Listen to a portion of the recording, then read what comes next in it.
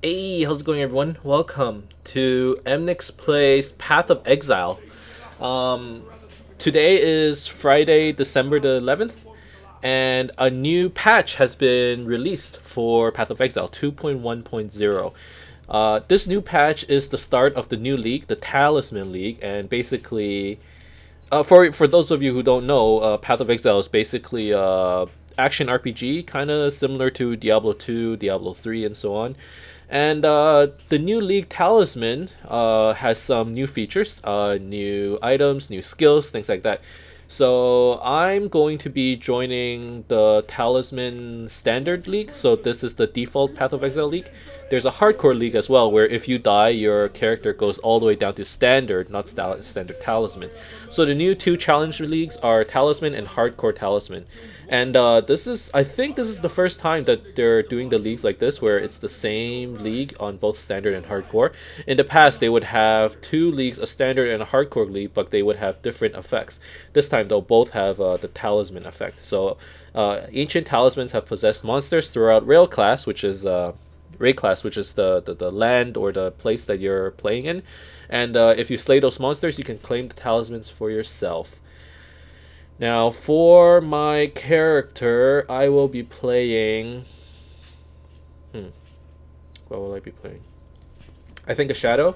A simple job, I was So for the most part, for those of you who haven't played this game before, the character classes don't really matter too much, except for their starting skill builds, I suppose. You can go into other characters' skill trees.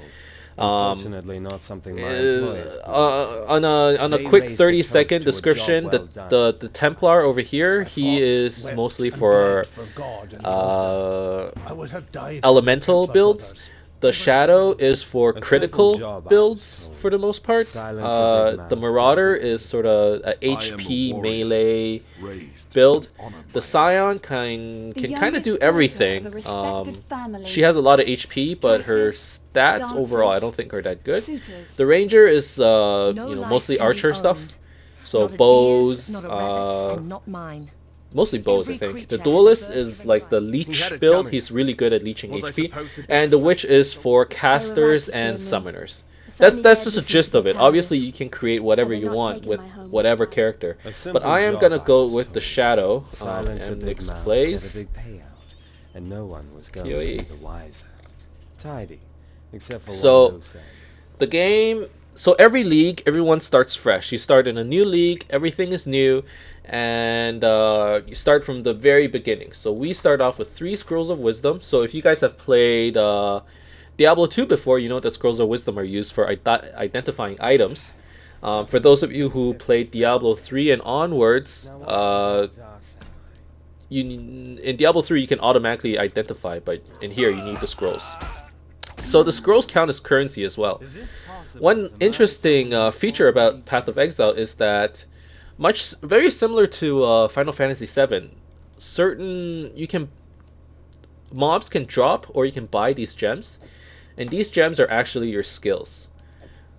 So a lot of games, you unlock skills by leveling up. In this game, you can actually purchase your skills, which is very interesting. So you can see people are starting to get like ranks, and people are playing already on the ladder. Someone's already level 10. So this league started 20 minutes ago. It's 4:19 right now. So we have this Viper Strike skill. So we equip this gem into our green slot in our weapon. And now we have the Viper Strike skill, which applies a poison on hit. Now I am going for a poison build. I haven't really thought about what I'm gonna do. I'm actually winging it. A lot of people, this game is theorycraft heaven. In a second, I'll show you the skill tree. And the reason why this game is theorycraft heaven is because of this. This is the skill tree of the game, and at first look, you're like, what the fuck is this, right? It's very intimidating. But for a brief description, earlier in the game, we saw there were 7 characters. Over here, these are the starting points of those characters. So 1, 2, 3, 4, 5, 6, 7. So based on where you start, you have different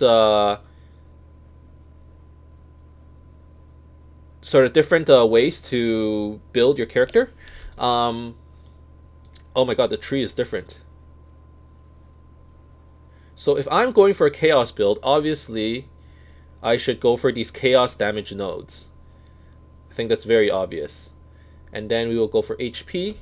So this game is not easy. Earlier on, it's pretty easy to do damage and everything. And I'm actually gonna, you know, be a scrub and sort of full clear everything. We're gonna play very slowly. A lot of people like to rush the content, but since I'm making this video for people who maybe never played before. So who the heck is this? I don't know you. What?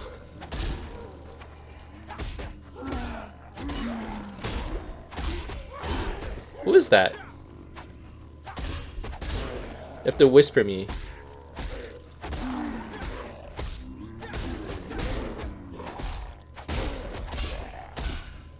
I mean...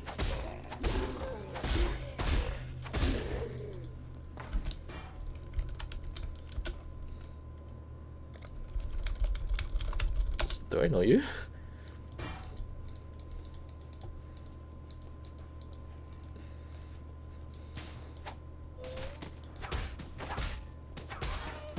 Anyways, so where was I going with this? What was I talking about? I totally forgot after this guy invited me to his party. Something about passive tree? Alright, I forget. Whatever. So there's a lot of theory crafting going on in this game. But I won't be theory crafting much. I'm just gonna wing it. All I know right now is I want to play a build with poison, and I want to play... I want to slow a lot of people. That's all I know right now. I know I just leveled. I guess I will... So I will put one into this physical and chaos damage and life. So I have a bunch of skill points later on in the game where I can create a sort of my own passive tree. And that will let me sort of customize my build towards what skill I want to use. So in terms of healing, how does healing work in this game? At the bottom left here, you see there are potions. And how potions work is that you recover life and it uses up charges. So notice how it says currently has 21 charges, and it consumes 7 of 21 charges on use. The more you kill, so if you kill a monster, you get back 1 charge. So it's not one of those games where you have to like buy a crap load of potions, so that your potions refill on your own. Now, there are a few points which make Path of Exile really, really unique. And that would be, number one, this passive tree, right? The first thing everyone shows people when the game starts, they're like, look at this passive tree, look at this big clusterfuck of stuff, right? That's very unique. Second is their currency system. There is no gold in this game. There's no currency. People, and it's kind of hard to explain right now, simply because I don't have any currency, but notice how there are these orbs. Orbs of transmutation, orbs of alteration, orbs of augmentation. Basically, you can build up your currency starting from the orbs of wisdom. It can go up to your transmutation, can go up to alteration. And what these things do is they can turn your items from white items to blue items, and you can turn them into yellow items as well. So from normal items to magic items to rare items. And that's how basically you can craft. So what I'm trying to say is, in this game, your crafting recipe or crafting is your currency, right? Which is really interesting. So you have a game which is sort of, it kind of, admittedly, it kind of has a broken, let's see, physical material knives.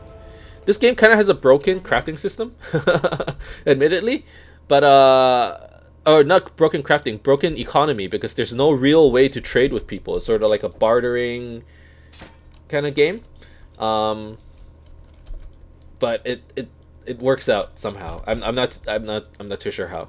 So so here's the map of what we have so far. Our first quest is the Mercy mission. We should go to Tidal Island and find a medicine chest. A lot of these missions, admittedly, they are optional. However, if you start this game, so I'm gonna start with Ethereal Knives. I highly recommend that you do.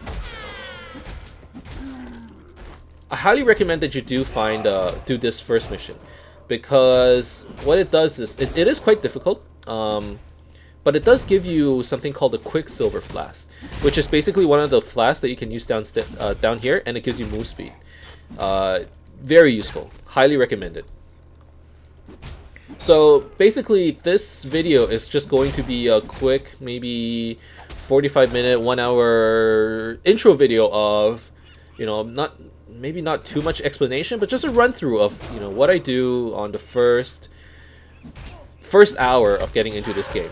Now, I am by no means, a pro player. Actually, I am by no means a good player. I am a casual scrub. I don't play the hardcore league. I clear all the mobs. A lot of people, they try to be min-maxy. They try to be efficient. They run around. The proper strategy is to run around, kill big packs for your optimal EXP. What the hell is that? Okay. Oh shit. Okay. So here's a good example of this new league. The new league is the Talisman League. Monsters. This one, it's oh my god. This one is possessed by a talisman, or it's holding on to some kind of talisman, which lets it spawn these little fucklings. Okay. And I mean, we need to kill it, otherwise I'm gonna die. So now that it has died, it dropped this Exile Talisman of the Brute. The item is corrupted, which is a concept from a previous league. Basically, these items cannot be re-rolled, and it gives us 28% extra fire damage. That is very cool. Very, very cool. So I'm going to pick up this Rustic Stash, which gives me physical damage. Now, this is a good time to talk about elemental, physical, and damage types. On our gems, we notice that at the top, right under where it says Viper Strike, it gives you a couple descriptions. This one says attack, duration, melee, and chaos. The one I'm currently equipped, the one that I picked up earlier, is Ethereal Knives. It's a projectile and it's a spell. Now, this thing, if you read the description, it says deals 5 to 7 physical damage and it shoots projectiles. Here are the projectiles. This one, it says 25% of physical damage converted to chaos damage. Okay? So you want to scale your abilities based on the skill type. So you want, for a Viper Strike, for example, you want to scale it based on attack damage or chaos damage or melee damage. This one, you want to scale it on spell damage or projectile damage or physical damage. So there are different ways to sort of customize your character, I suppose. So I am going to continue to increase my physical and chaos damage because I do eventually want to get a chaos spell, just not Viper Strike.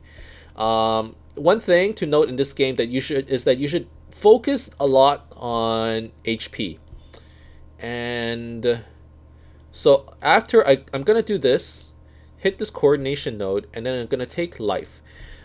By the time you get to merciless mode, so right now we are playing in normal mode, as it says so right here. You basically play through Act 1 to 4 in normal, then you do 1 to 4 in cruel, and then 1 to 4 in merciless. If you have played any ARPGs, Torchlight, Diablo, what else is there? Van Helsing, I think it does that too. You basically do the same modes over and over. To some, it might be repetitive. To others, that's just the way it is. That's just how ARPGs is. So we are off to do a quest. We have a really cool node, or we got a really cool talisman from this new Talisman League. This guy's doing a lot of damage. So I would like to get another green gem. So I'm gonna take those gauntlets so I can equip Viper Strike. So the more gem slots I have, the more skills I can equip, but they have to match the color. Okay, that was pretty good. This is a shank, I want a wand so I can get more magic damage, and then I'll equip this just so that I can get... Oh, I can't use Viper Strike though. A scepter is fine. No. Okay, so Ethereal Knives and Viper Strike don't really mix. Here's what I'll do. There are 2 weapon slots, 1 and 2. So on the first slot, I'll use the wand for Ethereal Knives. On the second slot, I'll use a glass shank for Viper Strike. That's how I'll do it. Okay. Let's take a look at that plate vest. So a lot of people, the optimal strategy is actually to rush through this content. Notice how I'm like just killing stuff one by one. This is very slow. This is a very slow way to get EXP. Typically what you want to do is sort of just, you know, if there's 4 or 5 mobs, it's not worth killing them, right? So you just rush through all this stuff. And then kill big packs. I'm not going to do it. Just because I have no reason to rush through the content. I actually like doing low level content. So for example, these big packs, it's very good EXP, right? So you kind of want to drag them with you and then hit behind you, sort of kite everybody.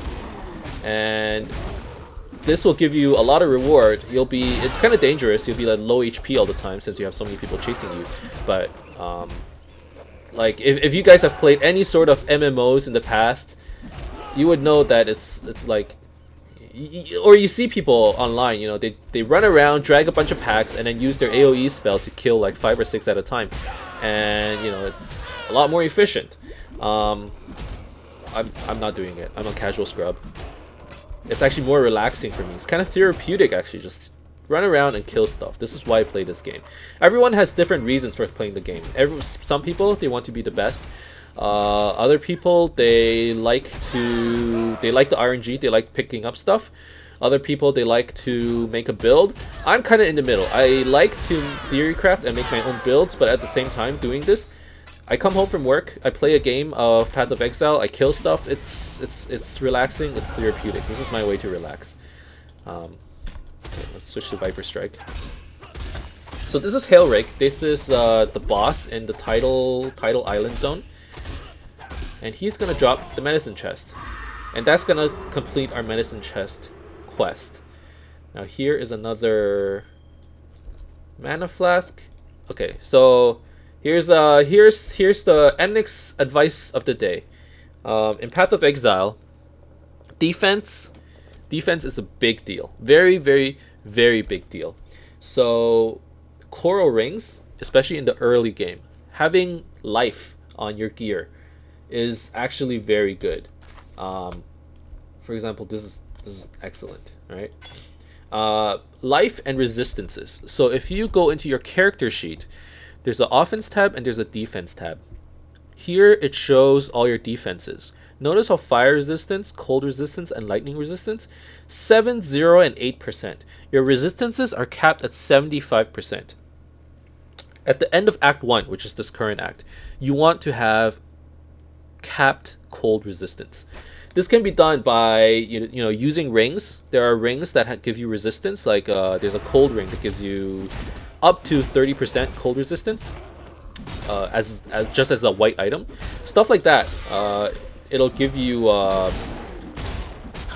it'll really make this game a lot easier. A lot of people, I don't know, I'm not saying this is the common complaint, but I notice a lot of people. Oh, here's another talisman. This talisman league's kind of cool. Like this is all new to me. So, oh, he spawns little worms. Whoa, increased chaos damage. Wow, I want that. 21% increased chaos damage. Amazing. Too bad these are corrupted. So corrupted is a thing. Like I explained earlier, you can't re-roll this. Like if I could, I want to take this base and I want to turn it into a blue item. I cannot do that. It's sad, it's disappointing, but whatever. That's how it is. Oh, what was I saying earlier? Something about resistances? Yeah. So in this game, oh yeah. A lot of people, not the common complaint, but the first character I ever made in Path of Exile, I just sort of got all the damage, made my character like do so much damage. He was like a glass tank. I'm like, a glass tank is a thing in this game, which is like yes and no. There exist glass tanks, but they have some sort of mitigation, whether that is you do so much damage that no one can ever touch you, or you do so much damage and people can hit you like once, and then you can mitigate this damage like going forward by healing or getting away. But this game has a lot of one-shot mechanics, so it's very easy. My first character, by the time I got to Merciless, which is the 3rd difficulty level, I just couldn't progress any further. The damage was just too much.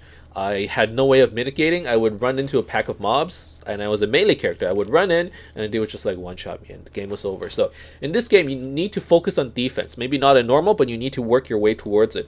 By the end of the game, you want to have a total of ballpark. Okay, ballpark. Some people are going to say more, some people are going to say yes, but around 150% maximum life. And there are skill trees online that you can use to build your skill tree. And you can add it up and plan your skill tree. So this is why I said earlier in the game that there's a lot of theory crafting in this game. You want to build the optimal character. Some people, the recommendation is for you to play until, or build your own character starting off. So when we turn on this quest, make sure you take the Quicksilver Flask. This will give us move speed, very important. So the recommendation for this game, for your first character, people say, build your first character, and just like what I'm doing, just wing it, right? Do whatever feels right. And once you've gotten through your character, once your character has hit a wall that you just cannot, get past, that's when you go online, read a guide or whatever, right? Okay, so you start off the game with 4 stash tabs. I have played this game a lot, so I have a lot of tabs. So this is gonna be currency. This is going to be talismans. So I want to save these talismans. So I sold some items earlier, and notice how Can I help? the shopkeeper's giving me all this crap. Scroll fragments, portal scrolls, shards, scraps, orbs. This is actually the currency in this game. So, like I said earlier, oh man, I have so many things in my head that I want to talk about. So, 1 second. First thing I want to talk about real quick, characters, right? If you're interested in playing this game, start the game, create a new character, join the Talisman League. It's the perfect time. Today's the first day that the league has started, Friday the 11th. And then just build whatever you feel like. Go online, look for a skill, or even pick up a skill, right? Hello. The vendors on the second page over here, they sell a bunch of skills. Pick up a skill that looks cool and just start using it. And then go, hey, this skill is fun. I'm going to build around it. And then just do whatever you want. When you hit a wall, your character is probably done, right? If you don't want to experience this, go online, look for a guide, okay? And the guide is just for your passive tree. Your itemization is probably going to be different than what the guide gives you, and that is okay. So yeah, so that's the thing I want to talk about for characters. Now let's talk about currency real quick. This game, no real currency. You have these orbs. The orbs are your currency, and all the orbs do different things. So these are the ones I currently have. So I have a armor, scrap. These two do nothing for now. They build up to a bigger orb. So if I get a stack of 20, I get an alteration orb. If I build up 5 fragments, I get a wisdom scroll. This one gives me, so I can use these to craft, to improve my armor. For example, and I don't mind using my stuff right now, the chance orb gives me upgrades from a normal item to a random rarity. So that's magic or rare. So this one upgraded to a magic item, right? So now I get more affixes, or more lines on my item. You start off with a base affix, so that's the 8% spell damage at the top, and then you get a prefix and a suffix. So the prefix, I think it's 8% spell damage, and the suffix is 9% maximum mana and +1 gain on kill. It's like a hybrid kind of stat. And then when you turn it into a rare, it can have 6 lines total of 3 prefix and 3 suffixes. So this is how you improve your item. So this one could potentially have 6 lines, but this one only has 4 lines, right? So that's what the Orb of Chance does. The Chromatic Orb allows you to change the color of your items. So I can take this and use it on an item, and look, now it re-rolls each of these and it re-rolls the color. The blue one got re-rolled to blue, and the other blue one got re-rolled to red. The chance of you rolling to a specific color is based on its stat requirements. For example, none of these really have stat requirements, but some items, they say it requires 20 strength to use this item. If you re-roll it with a chromatic, that means it has the chances of rolling a red color is higher. So basically, red represents strength, green represents dexterity, and blue represents intelligence. There's only 3 stats in this game, as you can see right here. Strength gives you life and melee physical damage. Dexterity gives you accuracy and evasion, and intelligence gives you mana and energy shield, which is another form of mitigation. Speaking of mitigation, for those of you who are interested in playing a character, I would suggest you play with a life character instead of an energy shield character. Just for beginners, it's probably a bit better. Just saying. Anyways, so let's get back into the game. I got another level, so let's get more physical and chaos damage. So we completed our first quest. Now let's do a dirty job. He wants me to clear fetid pools of undead and any other monsters. So that one is, to be honest, it's an optional quest too that I don't really do, but I don't mind doing it this time.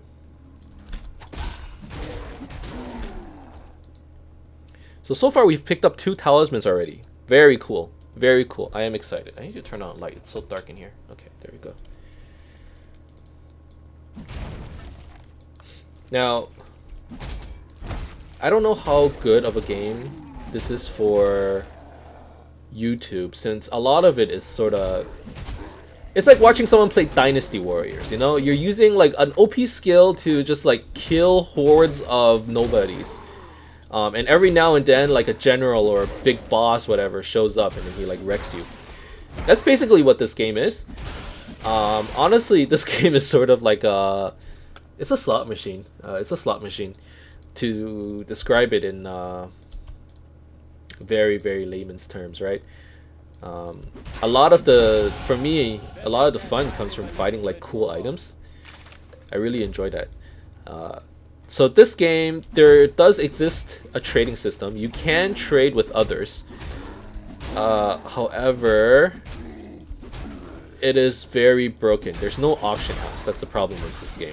So for those of you who are interested in this game, if you are the type who likes to play by himself, hey, perfect game for you. If you are the type who must have an auction house, you know, it's mandatory for me to trade to be the best in this game. Because admittedly, if you do want to trade, that's probably one of the few ways. Like if you want to be the best, you have to do a bit of trading. For me, I just sort of enjoy, you know, this little grind. It's kind of fun. I play every now and then. This is my jam. If I have nothing to do, I'll be playing Path of Exile. You see me online all the time. But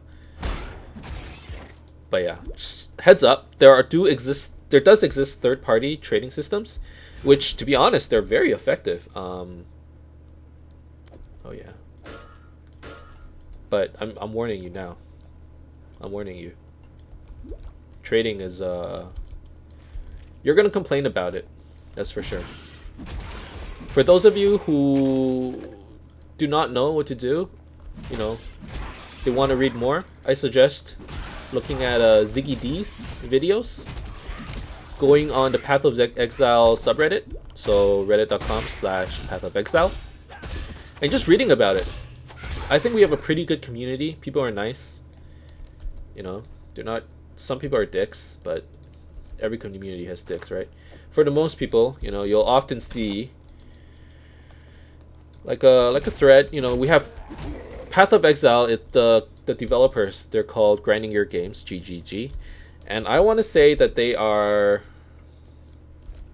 probably the best sort of gaming company in terms of customer support. They're always there. They always listen. They read the subreddit. They read the forums. Well, I don't know about reading the forums. Maybe they don't. But they definitely read the subreddit. You'll find the lead developer comments on there all the time. You know, he's really nice. Good guy. The community sends him pizza all the time to thank him for their hard work and stuff. So they're good people, and they're a good company. And I think that's why people love this game so much, really. Good customer support. They listen to their audience.